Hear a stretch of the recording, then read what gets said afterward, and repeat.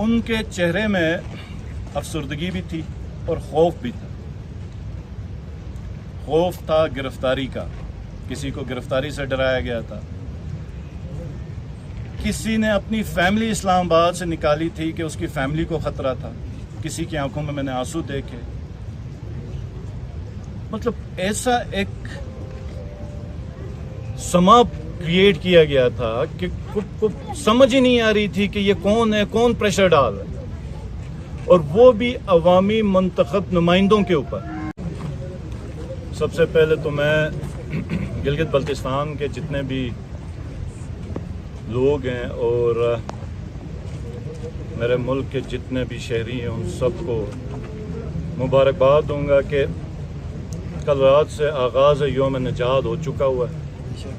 जो इस मुल्क में नौसत पिछले 1.5 साल से छाई हुई थी, उसका ख़ात्मा अब स्टार्ट हो चुका हुआ है। और इंशाअल्लाह ताला वो दिन दूर नहीं जब ये मुल्क दोबारा एक अवामी ताकत से एक मुंतखब हुकूमत के ज़ेर निगरानी एक तरक्की का सफ़र शुरू करेगा इंशाअल्लाह ताला।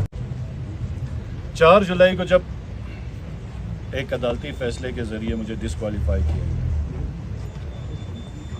तो उस दिन ऑफिस में सारे मेंबर्स हमारे जमा थे, तकरीबन सिवाय 4 के। और हमारे लिए काफ़ी मुश्किल था कि एक शख्स को नॉमिनेट किया जाए एज अ चीफ मिनिस्टर और उसको सब में कंसेंसस किया जाए। बहरहाल रात 11-12 बजे तक तकरीबन 10 या 8 घंटे की मशावरत के बाद राजा आज़म साहब का नाम फाइनल किया गया,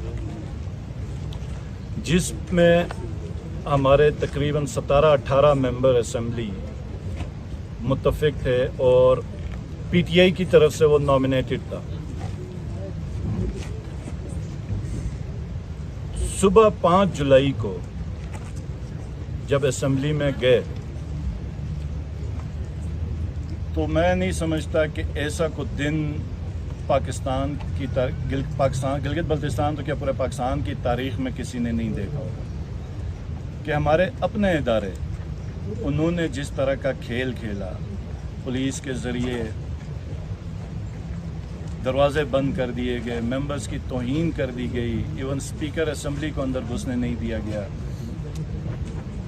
और रात तक, उस वक्त तक तो मैंने एक वीडियो भी जारी की थी जिसमें मैंने बताया था कि जो प्लान हमें सुनने में मिल रहा है कि ये इलेक्शन 7 या 8 दिन तक मुलतवी किया जाएगा और उसमें अक्सरियत को अक़लियत में तब्दील किया जाएगा, अक्सरियत को अक़लियत में तब्दील किया जाएगा। अब ये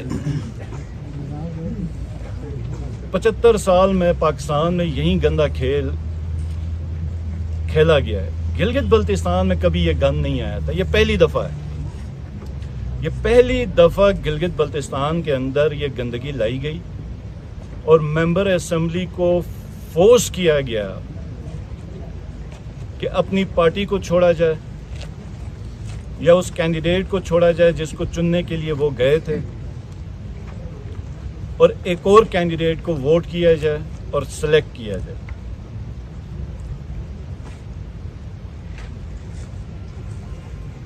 अब हमारे मेंबर्स रात तक 5 जुलाई की रात तक मेरे से 2-3 मिलने आए।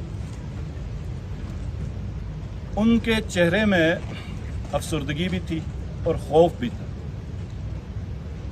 खौफ था गिरफ्तारी का, किसी को गिरफ्तारी से डराया गया था। किसी ने अपनी फैमिली इस्लामाबाद से निकाली थी कि उसकी फैमिली को खतरा था। किसी की आंखों में मैंने आंसू देखे। मतलब ऐसा एक समा क्रिएट किया गया था कि को समझ ही नहीं आ रही थी कि ये कौन है, कौन प्रेशर डाल रहा है, और वो भी अवामी मुंतखब नुमाइंदों के ऊपर। मतलब कोई भी सरकारी मुलाजिम, क्या उसका ये पे ग्रेड है कि ये इस तरीके से हुकूमत साजी को इन्फ्लुएंस किया करे? क्या ये उसका मैंडेट है या क्या उसके दायरे इख्तियार में या कानून या आइन उसकी इजाज़त देता है कि सरकारी रिसोर्सेज इस्तेमाल किए जाएं और प्रेशराइज किया जाए और मेंबर असेंबली को बताया जाए कि हम पीटीआई के किसी नॉमिनेटेड बंदे को कबूल नहीं करेंगे चाहे 1 साल तक हमें इलेक्शन ना कराना पड़े? क्या ये किसी सरकारी मुलाजिम की बेसिक जिम्मेदारियों में आता है? अवाम ने चुनना है। जिस तरह मैं समझता हूं कि जुडिशरी बड़ी मोअज़्ज़ज़ है, अदालत है, मोअज़्ज़ज़ है, हमारा सुप्रीम कोर्ट एक मोअज़्ज़ज़ अदारा है, हमारी ब्यूरोक्रेसी के इदारे बड़े मोअज़्ज़ज़ हैं, FIA के हेडक्वार्टर्स बड़े मोअज़्ज़ज़ हैं, GHQ बड़ा काबिल एहतराम है।